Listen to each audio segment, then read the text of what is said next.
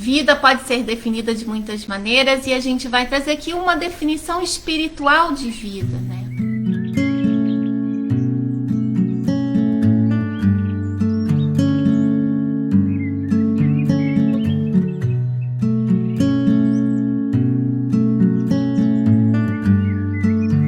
Vamos agradecer a Deus, a Jesus, a espiritualidade amiga, por esses momentos, né, em que nós todos nos reunimos em pensamento, né, corações juntos, com muita disposição para refletir sobre as lições do Cristo.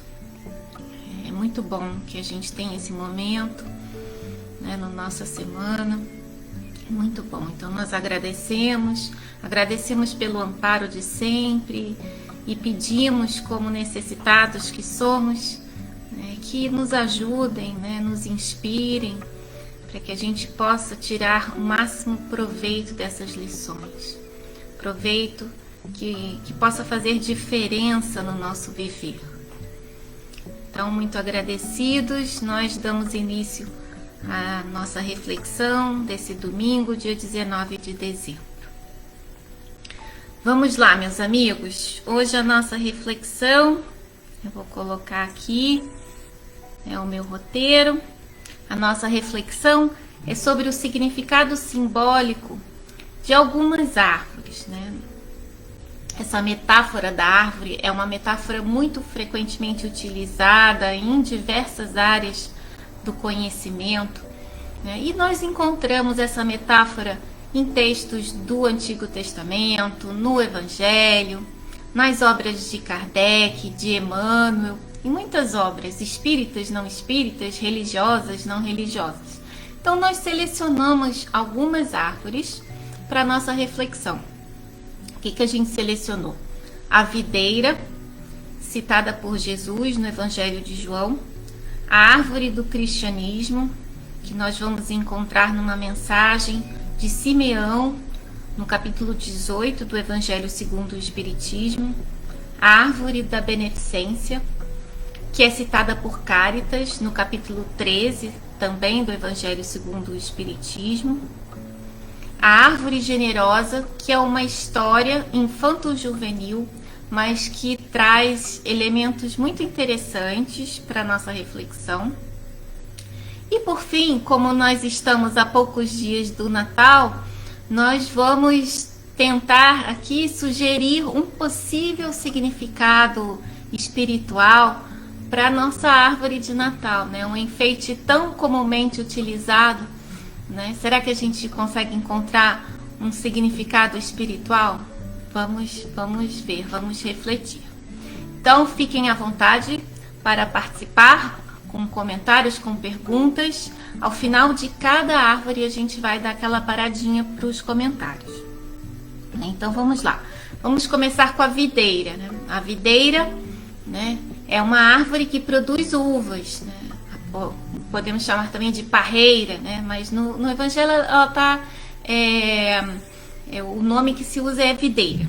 Então Jesus fala simbolicamente da videira no capítulo 15 do Evangelho de João.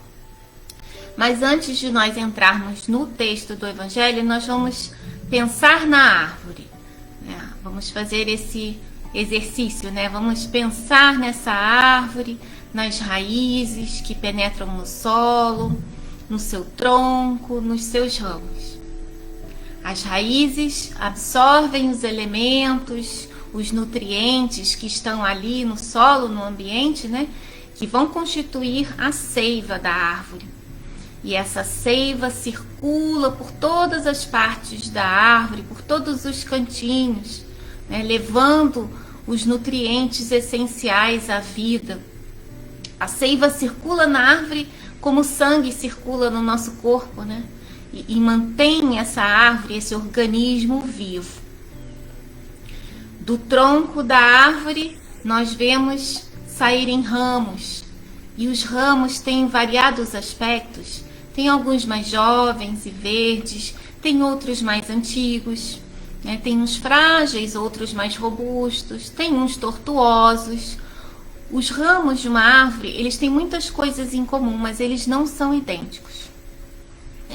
Todos juntos formam um conjunto bonito, né, harmonioso, que é a árvore, né, mas eles não são iguais.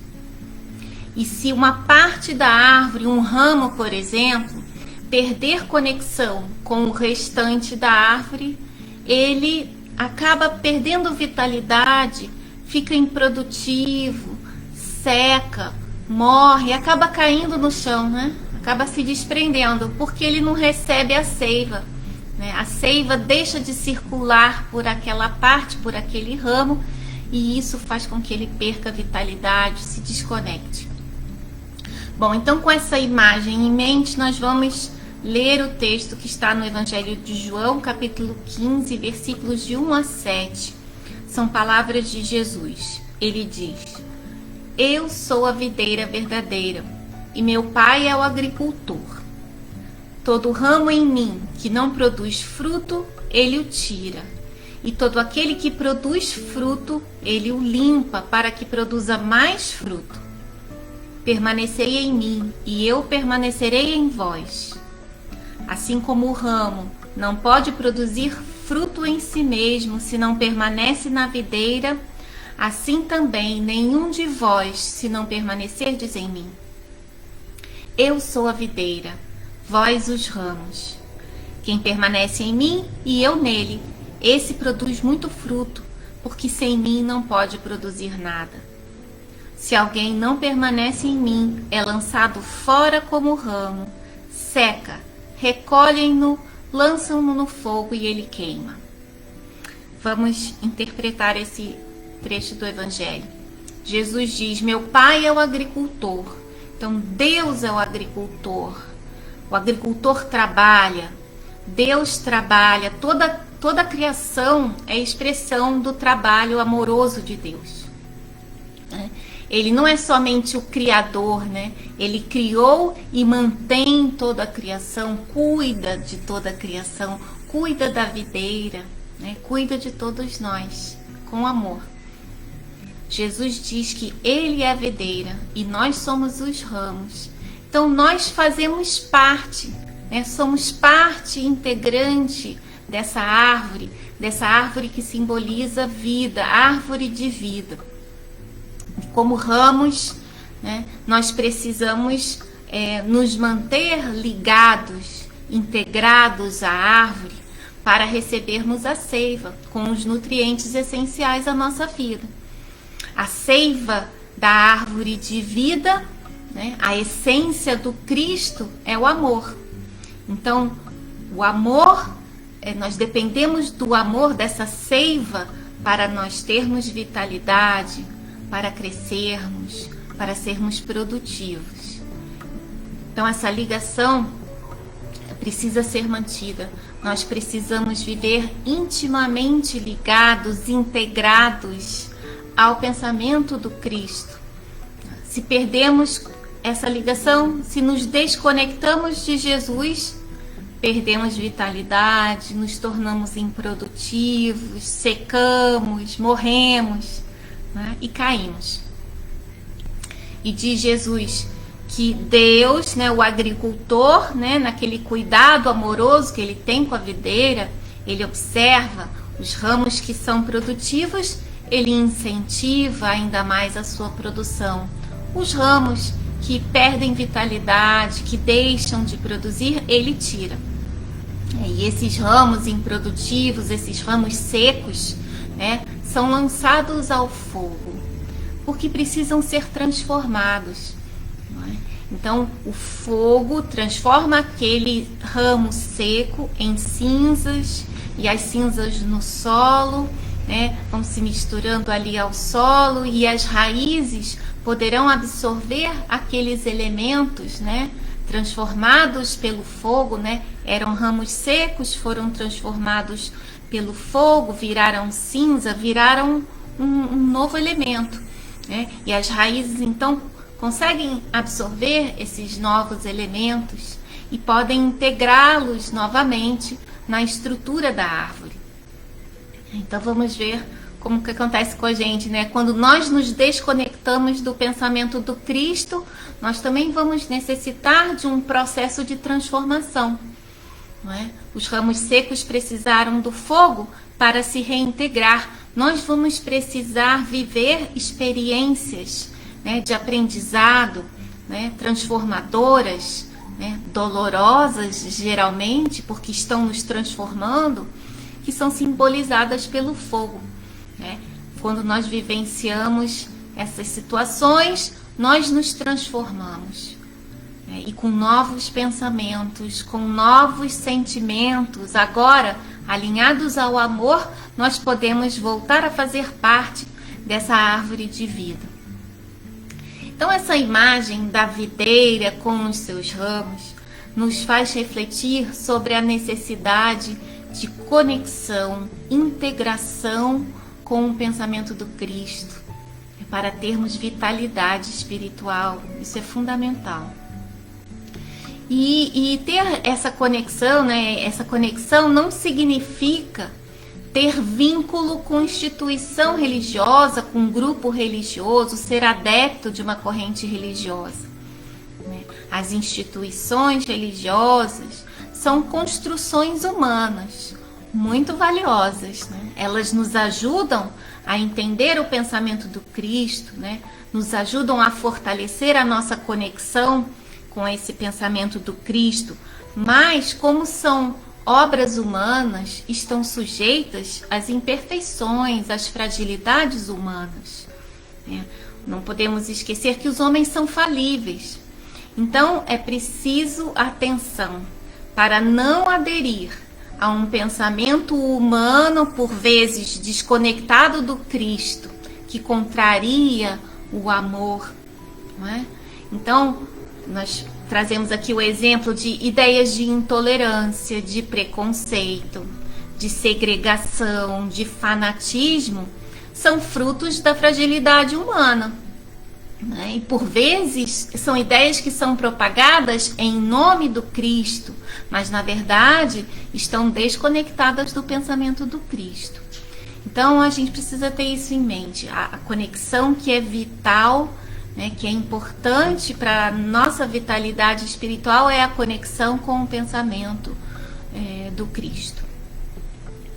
E um outro ponto que a videira sugere para a nossa reflexão é a relação dos ramos, né, entre si. Como é que os ramos vivem, convivem, né, nesse organismo? Na última ceia, Jesus diz aos discípulos: um novo mandamento vos dou, que vos ameis uns aos outros. Isso está no capítulo 13 do Evangelho de João, versículo 34. Então, essa fala de Jesus, uns aos outros, nos traz a ideia de reciprocidade. Então, que vos ameis uns aos outros, reciprocidade no amor. É importante, ele diz que é um mandamento. Um mandamento tem que ser seguido, né? É uma ordem. Então, nós precisamos ajudar uns aos outros, respeitar uns aos outros, compreender uns aos outros, perdoar uns aos outros. Então, essa reciprocidade no amor faz com que a gente viva unido. Nós nos tornamos uma árvore que se expande, que cresce com ramos diferentes, mas que vivem em regime de cooperação. Né?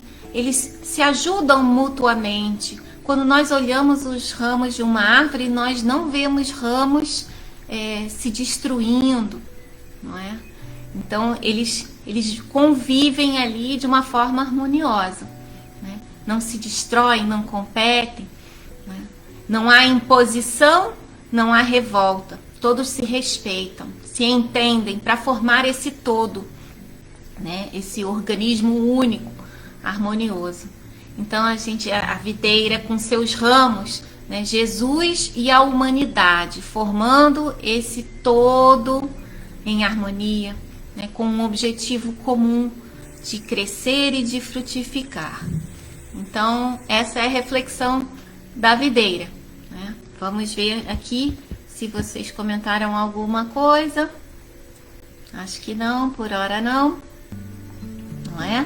Bom dia para todos. Vamos seguir. Vamos então para a árvore do cristianismo. Tem algumas semelhanças com a videira, mas é sob um aspecto diferente essa reflexão. Nós chegamos nos pontos diferentes. Então, Simeão cita a árvore do cristianismo no item 16 do capítulo 18 do Evangelho segundo o Espiritismo. O capítulo 18 é muitos chamados e poucos escolhidos. Simeão faz referência na sua mensagem ao versículo 18 do capítulo 7 do Evangelho de Mateus, que são palavras de Jesus. Jesus diz assim: não pode uma árvore boa produzir frutos maus, nem uma árvore deteriorada produzir frutos bons. E pergunta: quais são os frutos que deve produzir a árvore do cristianismo? E ele diz que a árvore do cristianismo também é árvore de vida, como a videira. E ele diz: os frutos de vida, a árvore de vida produz frutos de vida, de esperança e de fé. Então, são frutos bons, não é? Mas continua Simeão: para que a árvore do cristianismo produza em abundância, é preciso cuidar dela com amor, mantendo suas características originais como Cristo deu para nós. A árvore do cristianismo é sempre boa, mas os jardineiros são maus. Os homens quiseram modificar essa árvore para fazer com que ela se adaptasse às suas ideias, atendesse aos seus interesses particulares. Então, o que eles fizeram? Eles cortaram, eles mutilaram a árvore do cristianismo e ela parou de produzir. Então, nas mãos de jardineiros maus, dos homens com seus interesses pessoais, a árvore do cristianismo se tornou estéril. E aqueles que buscaram nela os frutos de vida, de fé e esperança não encontraram. Então, a mensagem do Cristo nunca produzirá o mal. O mal está na mensagem deturpada do Cristo pela ação dos homens. Aí a gente vê, nunca vai produzir o mal, por isso que ela se torna estéril, ela não se torna uma árvore má. Porque os homens não são capazes de mudar a essência da mensagem do Cristo. Eles fazem interpretações equivocadas, interpretações mais afeitas aos seus interesses, mas eles não modificam a essência da mensagem. Por isso a árvore do cristianismo, pela ação humana, ela não se torna uma árvore má, ela se torna uma árvore estéril. E o Espírito de Verdade diz: todas as verdades se encontram no cristianismo. Os erros que nele se enraizaram são de origem humana. E isso está no capítulo 6 do Evangelho segundo o Espiritismo, Cristo Consolador, no item 5. Então, esses erros que se enraizaram, essas falsas interpretações das lições do Cristo, elas ao longo do tempo, têm sido corrigidas. Então, à medida que o homem vai evoluindo em raciocínio e em sentimento, ele vai corrigindo esses erros. Então, nós fomos muito ajudados pelo ensino trazido pelos espíritos superiores, pela terceira revelação. Os espíritos superiores, a falange do Espírito de Verdade, além de corrigir essas falsas interpretações, eles ampliaram o nosso entendimento sobre o Cristo. E isso está no Livro dos Espíritos, na questão 627.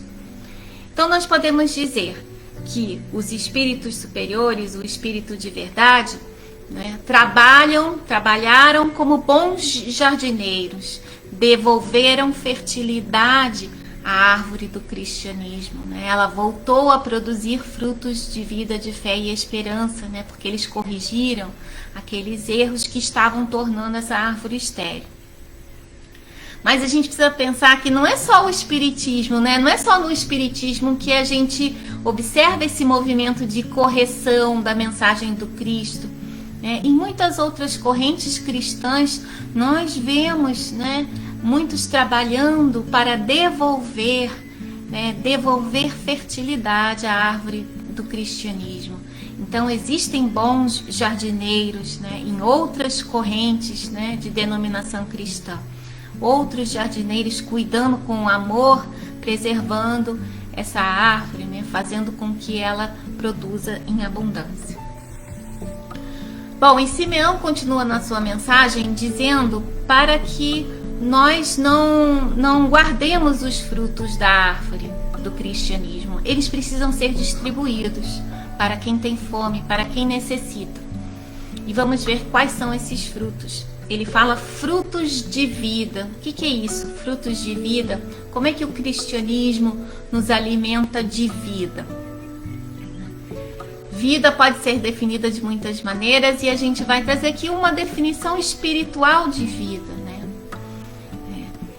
Nós entramos num estado de morte espiritual se nós nos desviamos das leis divinas, se nós vivemos contrariando a lei de amor. É um estado que nós vemos simbolizado quando falamos da videira por aquele ramo que se torna improdutivo, que seca, que cai da videira, né? Ele perde a vitalidade, né? Ele morre. Então esse estado de morte espiritual é o estado de quem se desconecta do pensamento do Cristo, se desconecta das leis divinas, né? Contraria as leis divinas. E nesse estado de morte espiritual nós podemos viver a vida biológica, né? Nós estamos vivos biologicamente, mas mortos espiritualmente. Isso pode acontecer. E como é que é a vida de quem está morto espiritualmente? Vive com a alma endurecida, sem atividade edificante, né? Sem progresso espiritual, fica estacionado do ponto de vista espiritual. Então nós precisamos ter vitalidade espiritual, e isso nós encontramos quando vivemos alinhados às leis de Deus, né? Ao pensamento do Cristo, ao amor. Assim nós temos vitalidade espiritual, assim nós evoluímos. E o cristianismo, né, os frutos de vida do cristianismo são as lições do Cristo. Então, por isso essa árvore nos dá vida, tem frutos de vida. O Cristo nos ensinou a viver alinhados às leis de Deus, a conquistar vitalidade espiritual. E além de vida, né, esses frutos nos trazem fé e esperança, porque seguir esse caminho apontado por Jesus, né, viver alinhados às leis divinas, é garantia de felicidade futura. E essa certeza nos dá coragem para enfrentar os desafios da vida, né? Nós vivemos com mais segurança, firmes, né? Diante das dificuldades, diante de tantas dores, nós não perdemos a vitalidade, nós não caímos, nós não nos desconectamos do amor, né? E continua Simeão. Ele nos diz para não encurtar os ramos da árvore do cristianismo, porque ela cobre, por ora, uma parte do mundo, ainda não abriga todos que um dia deverão ser abrigados ao seu redor. Ele diz que a sua sombra deverá se estender por todo o universo. E aí a gente pergunta, nossa, como assim? Será que a humanidade será cristã um dia? Sim, um dia a humanidade será cristã, porque ser cristão é viver de acordo com as lições do Cristo. Então é viver em concordância com as leis divinas. E nós sabemos que nós somos destinados à perfeição moral. Então o progresso espiritual dos homens vai fazer com que todos vivam em concordância com as leis divinas, né? À medida que todos formos evoluindo, nós vamos viver em concordância com as leis divinas. Então um dia todos nós, muçulmanos, católicos, judeus, umbandistas, candomblecistas, ateus, espíritas, todos nós viveremos pautados pelas leis divinas, pelo amor, não é? Integrados à videira, né? teremos as nossas diferenças, como os ramos da videira, teremos as nossas particularidades, teremos os nossos costumes, mas todos estaremos integrados ao pensamento do Cristo, todos nós viveremos em harmonia, alinhados às leis divinas.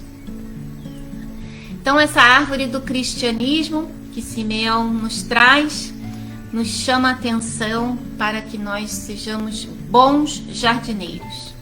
Cuidado para a gente não deturpar a mensagem do Cristo, cuidado com as nossas interpretações.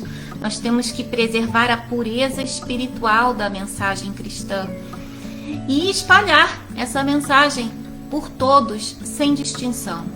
Todos aqueles que necessitarem dela deverão ser abastecidos por seus frutos, alimentados pelos seus frutos. Todos deverão ter acesso à sua sombra. Então, essa é a ideia que nós entendemos aqui da árvore do cristianismo. E aqui vamos parar um pouquinho para os comentários. A Leninha diz aqui: a árvore é símbolo de vida, representando a perpétua evolução vertical. Isso legal, né, Leninha? Bem lembrado. Ela tem esse crescimento ascendente, né, subindo em direção ao céu.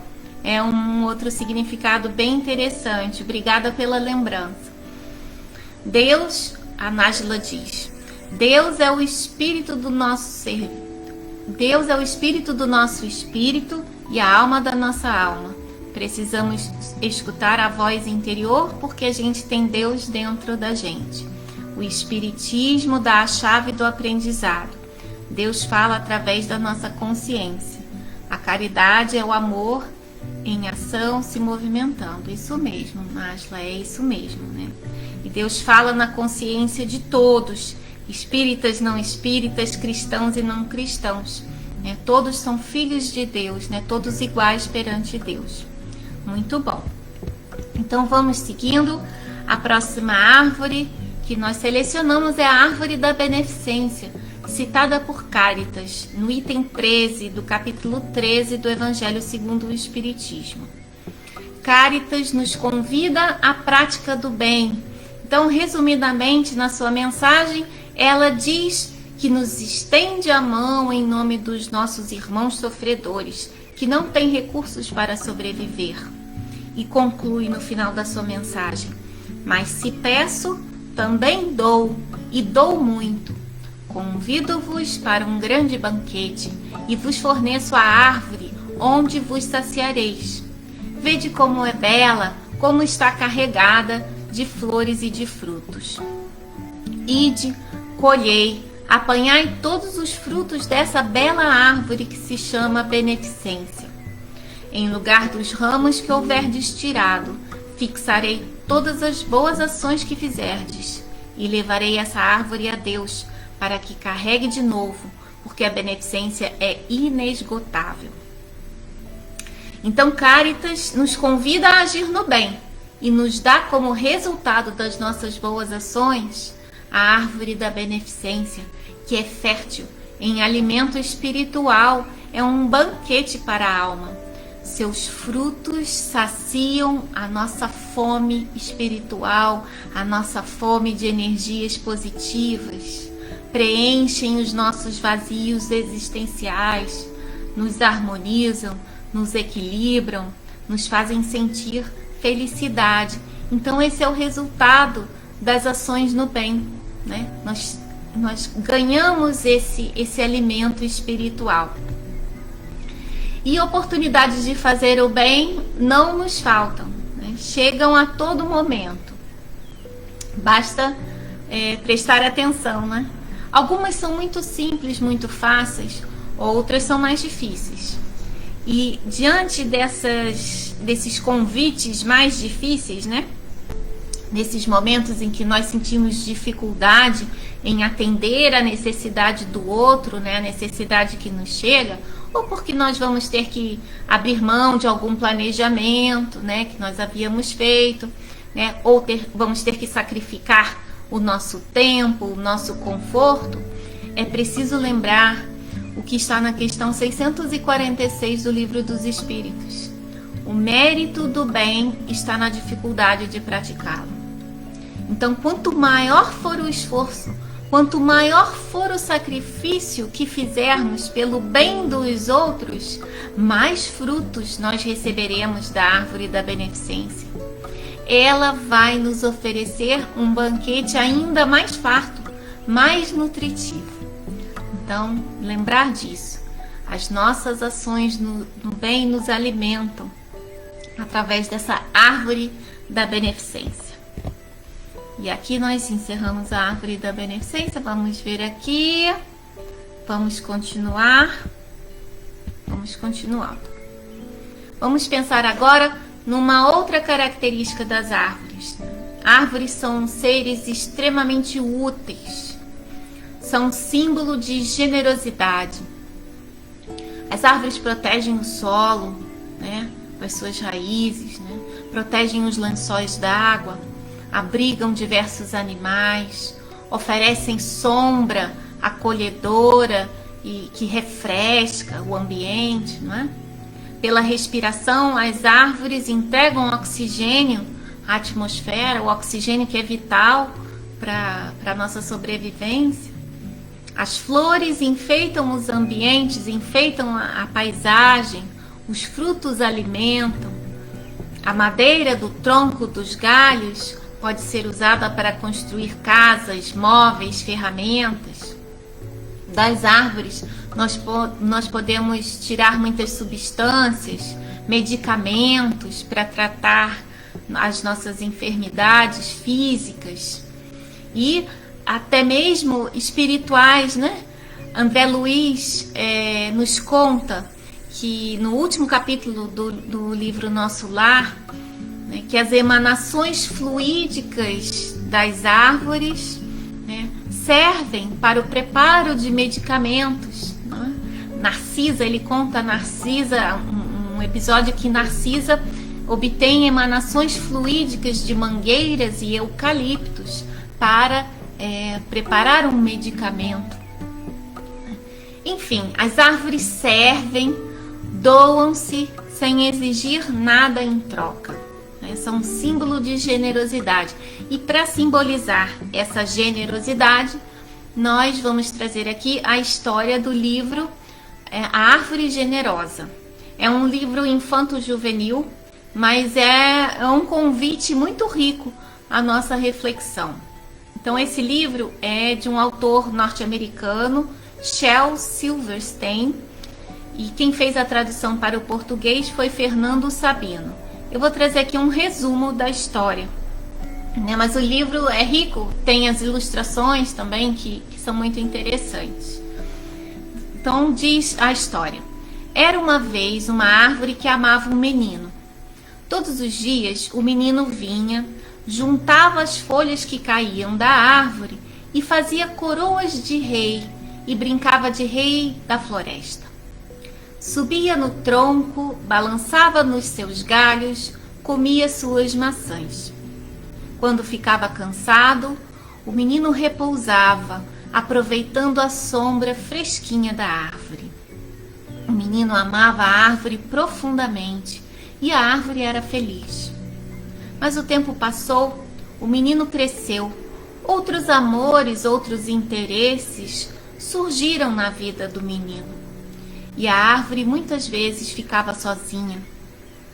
Um dia, mais crescido, o menino veio até a árvore e ela disse: Menino, venha subir no meu tronco, balançar nos meus galhos, comer maçãs, repousar à minha sombra e ser feliz. E ele respondeu: Sou grande demais para brincar. Eu quero comprar muitas coisas. Quero me divertir e preciso de dinheiro. Você tem algum dinheiro para me oferecer? Sinto muito, disse ela. Só tenho folhas e maçãs. Mas leve as maçãs e vá vender na cidade. Então você terá dinheiro e será feliz. O menino subiu na árvore, colheu, levou embora as maçãs. E a árvore ficou feliz. E ele sumiu por muito tempo. a árvore ficou tristonha. Um dia o menino veio e a árvore estremeceu de tanta alegria e disse: "Venha, menino, venha subir no meu tronco, balançar nos meus galhos e ser feliz." "Estou muito ocupado para subir em árvores", disse o menino. "Eu quero uma casa para me abrigar. Quero uma esposa. Eu quero ter filhas. Para isso, é preciso que eu tenha uma casa. Você tem uma casa para me oferecer?" A árvore respondeu: "Eu não tenho casa. Minha casa é a floresta. Mas corte os meus galhos, faça a sua casa e seja feliz." Ele então cortou os galhos, levou-os embora para fazer a sua casa, e a árvore ficou feliz. O menino ficou longe por muito tempo, e no dia que ele voltou, a árvore ficou alegre. A alegria era tamanha que ela mal podia falar. "Venha, venha, meu menino, venha brincar." "Estou velho para brincar e estou também muito triste. Eu quero um barco ligeiro que me leve para bem longe. Você tem um barco para me oferecer?"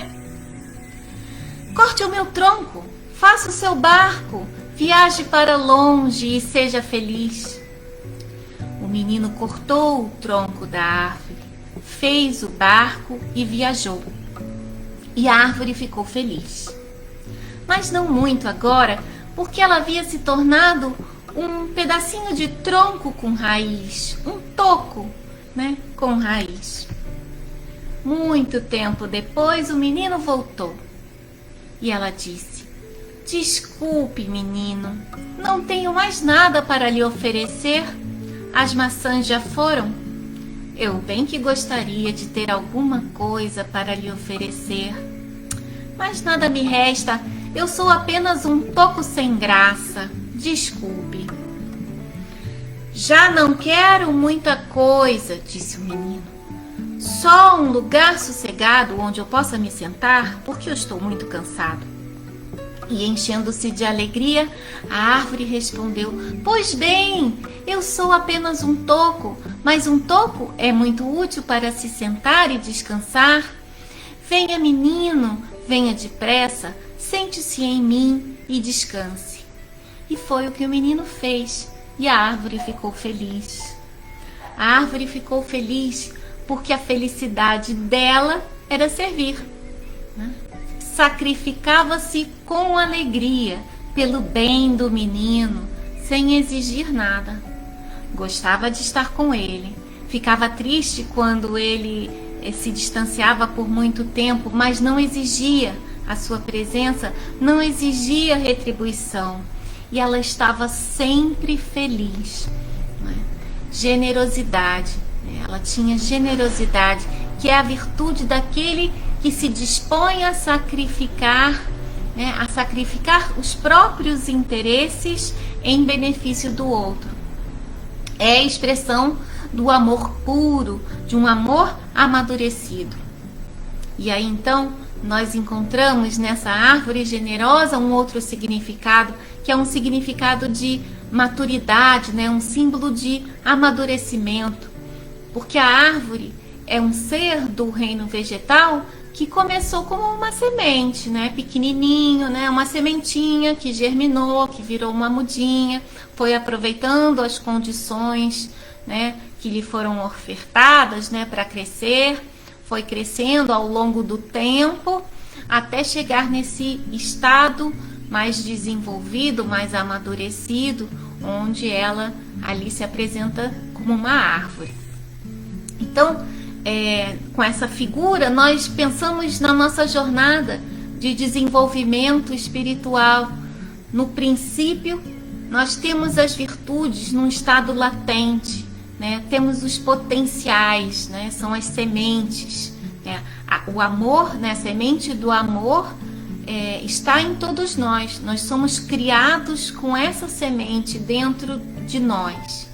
E vamos nos desenvolvendo ao longo de muito tempo e passamos por uma fase de infância espiritual, onde imaturos nós agimos como o menino da nossa história. Nós achamos que somos os reis, né? Ele brincava de rei da floresta, né? Nós achamos na nossa imaturidade que somos os reis, que somos superiores. Nós, imaturos espiritualmente, buscamos satisfação em ter coisas, queremos ter coisas, queremos que os outros nos satisfaçam. E essa satisfação dura muito pouco. Logo, nós voltamos a ser insatisfeitos, né? O menino era atendido nos seus desejos e logo retornava à árvore à procura de algo mais, né? Sempre insatisfeito. Né? E nós, nesse estado de infância espiritual, vivemos ocupados, irritados, emburrados, queremos fugir muitas vezes, né? Até que nós cansamos, como o menino da nossa história que no final se cansa e para repousar. E aí nós vamos amadurecendo espiritualmente, nós começamos a enxergar o outro, as necessidades do outro. Enquanto somos imaturos espiritualmente, nós só enxergamos as nossas necessidades. E aí, amadurecendo, enxergamos as necessidades do outro, o egoísmo vai diminuindo, né? O amor vai crescendo, vai se tornando mais amadurecido e nós começamos a dar, a compaixão se amplia, a nossa disposição ao bem se amplia, o interesse pessoal vai dando lugar ao interesse coletivo e nós começamos a dar cada vez mais, a dar de nós mesmos e encontramos a felicidade em servir como árvores generosas. Então é isso, a árvore generosa nos trazendo esses dois símbolos, né, desse amor, né, muito desenvolvido, que se expressa nessa generosidade e dessa nossa necessidade de amadurecimento, né, de amadurecer essas nossas virtudes, esses nossos potenciais que estão como sementes ainda, né, vão amadurecer, vamos chegar nesse estado amadurecido de árvores. Bom, vamos lá, vamos ver aqui, temos mais algum comentário? Aqui a Nájila diz: o sabor da vida está no amor que nela colocamos. Seja você o maior fã das suas conquistas, só você sabe o quanto foi difícil. Aprenda a ter paciência com as coisas que não pode mudar. Que a gente perca menos tempo complicando e ganhe mais tempo sendo feliz. É isso mesmo, Nájila, muito bom. Vamos ver aqui. A Vera Lúcia diz: servir é 1000 vezes melhor que ser servido. E a gente vai encontrando esse prazer em servir à medida que a gente vai amadurecendo, né? É um prazer muito grande. Muito bom. O Marquinho diz: o menino da história agia como a árvore, como agimos com a natureza. Né? Exploramos os recursos materiais e a natureza, como a árvore da história, né? Nos oferece sempre o que precisamos. O menino nesse estado de amadurecimento quer só para si, né? Explora, né? E como você falou, como na sua reflexão da natureza, né? O cuidado que a gente tem que ter, essa falta de cuidado é a nossa imaturidade, né? Não valorizar esses recursos que nós recebemos, né? Não valorizar o outro, né? Vem muito disso, não valorizar a natureza, não valorizar o outro. A gente só pensa no nosso interesse, né? Tem olhos só para si mesmo. Muito legal. Então vamos lá. Chegamos à nossa árvore de Natal, né? O último item da nossa reflexão. Então nós vamos tentar sugerir aí um significado especial para nossa árvore de Natal. E para isso nós vamos entender como é que surgiram, né, essas festas de Natal, de onde vem essa tradição, né, de comemorar o Natal nesse final do ano. Né? Então vamos trazer aqui essa explicação. Então agora nós estamos hoje no dia 19, amanhã dia 20. Então entre os dias 20 e 21 de dezembro, no hemisfério norte, começa o inverno. O inverno, o início do inverno é marcado por um fenômeno astronômico que se chama solstício de inverno. E muito resumidamente, por conta desse fenômeno, nesses dias nós temos a claridade solar muito breve e logo escurece. Então nós temos dias claros muito curtos e noites longas no hemisfério norte. A partir dessa data, os dias vão se tornando cada vez mais luminosos até chegar no máximo, que ocorre no solstício de verão. Nós aqui do hemisfério sul, que estamos aqui no Brasil, estamos nos aproximando do solstício de verão. Então nós estamos vivendo o contrário, né? Nós temos dias com luminosidade bem prolongada e poucas horas na escuridão, né? Mas nós estamos agora tendo que pensar no hemisfério norte, como está lá, né? No início do inverno.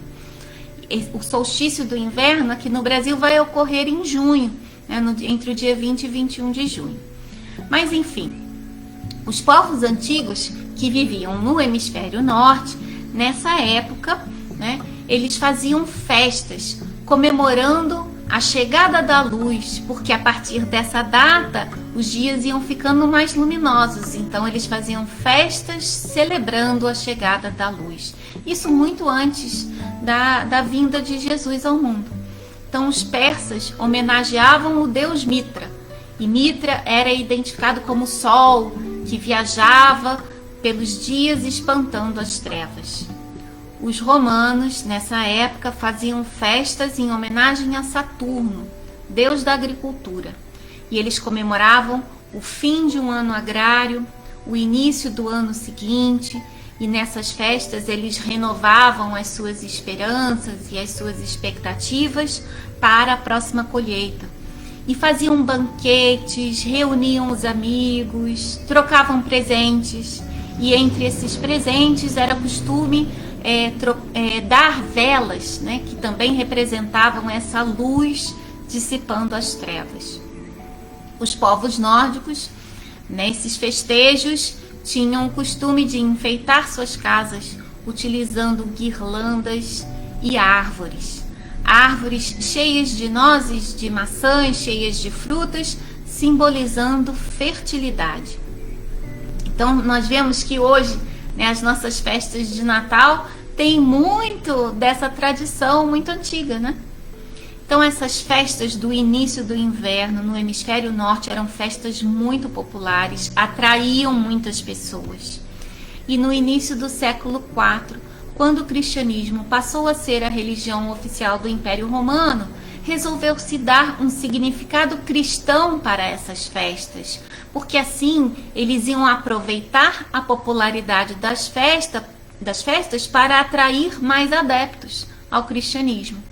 Então eles convencionaram que no dia 25 de dezembro, próximo ao solstício de inverno, seria celebrado o nascimento de Jesus. Nós não sabemos a data certa em que Jesus nasceu. Provavelmente não foi nessa data, né? Mas foi com essa intenção, né, de aproveitar a popularidade dessas festas. Então, as festas de inverno que já existiam há muito tempo, a partir de então, começaram a ser a celebração do nascimento de Jesus, a chegada da luz espiritual do mundo, né? Eles antes celebravam a chegada do sol, e esse sol passou a ser aqui Jesus, né? A luz espiritual no mundo. Então, se nós juntarmos esse significado do Natal, né, como a chegada da luz espiritual do mundo, com o símbolo da árvore, né, de fertilidade, nós podemos considerar, isso é uma sugestão, né, é só um exercício aqui de reflexão, né, nós podemos considerar a árvore de Natal como um símbolo de fertilidade, de luz espiritual, né? E aí nós vemos as árvores de Natal, né, sempre iluminadas, né? Tem árvores que são repletas de luz, que literalmente espalham luz, são muito férteis em luz. E aí nós vamos aprofundar um pouquinho a nossa reflexão sobre o que é ter fertilidade de luz espiritual, né? O que é isso? Então, no Evangelho de João, no capítulo 8, versículo 12, Jesus diz: eu sou a luz do mundo. Quem me segue não anda em treva, mas terá a luz da vida. E no Sermão da Montanha, ele diz: brilhe a vossa luz diante dos homens. E isso está no Evangelho de Mateus, capítulo 5, versículo 16. Emmanuel, comentando esse versículo do Evangelho de Mateus, no último capítulo do livro Caminho, Verdade e Vida, psicografia de Francisco Cândido Xavier, nos convida a refletir sobre a necessidade que nós temos de gerar luz própria. Jesus é a luz do mundo, ele diz. Ele ilumina consciências. Ilumina as consciências, dos homens que vivem na escuridão. Quando vivem num estado de ignorância, com uma compreensão limitada sobre si mesmos, sobre a vida, sobre Deus, os homens estão vivendo nesse estado de escuridão. Estão na escuridão quando se deixam dominar pelos vícios, pela maldade. E Jesus traz a luz, ilumina quando nos mostra que nós somos espíritos, que nós sobrevivemos após a morte do corpo, que a vida espiritual é a verdadeira vida. Quando ele nos mostra como ter vitalidade espiritual, como viver em harmonia as leis divinas, pautadas pelo amor, ele nos traz a luz, revelando Deus como um Pai perfeito, amoroso, bom, que cuida de nós, que investe no nosso aprendizado, no nosso crescimento. Então, essas verdades trazidas por Jesus, essa luz, nos dão a oportunidade de alcançar um entendimento que vai nos tirar desse estado de escuridão espiritual, que nós podemos também dizer, como já falamos anteriormente, estado de morte espiritual, Então, ele está, através dessas lições, dissipando as trevas, Mas nós não podemos depender sempre da luz exterior, de uma fonte de luz exterior. É fundamental ter luz própria, porque quando nós estivermos diante dos desafios da vida, quando tivermos que fazer escolhas, nós vamos precisar ter luz na nossa consciência. Somos nós que vamos decidir o que vamos fazer, que caminhos nós vamos trilhar. E se nós não tivermos essa fonte luminosa íntima, nós corremos o risco de cair novamente, de fazer escolhas equivocadas, de cair nos vícios, de cair na maldade novamente. Então precisamos desenvolver essa fonte íntima de luz para orientar as nossas escolhas, para nós trilharmos caminhos melhores. E como conquistar essa luz própria? Sendo humildes, Emmanuel nos diz, através da humildade, reconhecendo que nós somos aprendizes, e com a boa vontade, ou seja, tendo disposição para aprender, abrindo a nossa mente, abrindo o nosso coração para as lições do Cristo.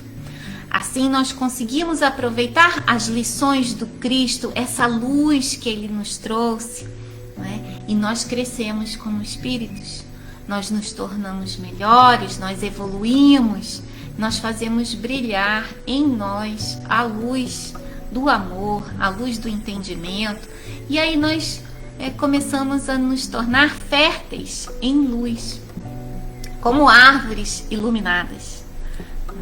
Então isso é uma sugestão, é um exercício do pensar, que eu trago aqui como uma sugestão. Então deixa eu ver aqui se a gente tem mais alguma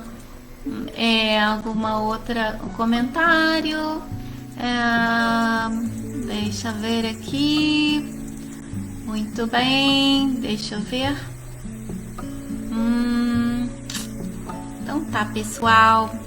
A Nájila diz: a felicidade é um sentimento simples, os bons dias lhe dão felicidade, os maus dias lhe dão experiências.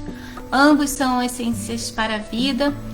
Que possamos perceber os desafios e situações colocadas em nossa vida. São sinais da presença divina, nos fazendo mais fortes e reflexivos a partir de nossas ações na Terra. Muito bom, muito legal. Pessoal, a Catinha falando, precisamos ser como árvores. É isso mesmo, todas as folhas e galhos unidos e voltados para o mesmo objetivo. Muito bom. Ainda somos egos inflados que queremos as coisas do nosso jeito, não aceitando mudanças que são inevitáveis. A idade nos faz mais maduros e pacientes, mas nos faz não aceitarmos o novo na maior parte das vezes. Nós precisamos pensar sempre no amor, no pensamento do Cristo, para não perder essa conexão, né? Vamos vencendo esse nosso personalismo que nos desconecta, que nos faz partir, né? Quebrar, cair como os ramos que se desconectam, né? Para permanecermos juntos. A Heleninha fala, não precisamos esperar o Natal para homenagear Jesus, claro que não, todo dia é dia, mas é bom ter uma data porque assim todos lembram, né? Ganha muita popularidade, então é interessante. Niceia diz, luz própria, exercício do pensamento, escolhas da vida. Sim, luz própria, muito bom.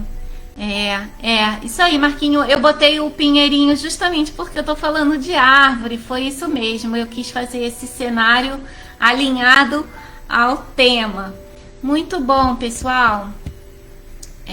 Finalizando, que as árvores, né, que a natureza continue nos inspirando, né?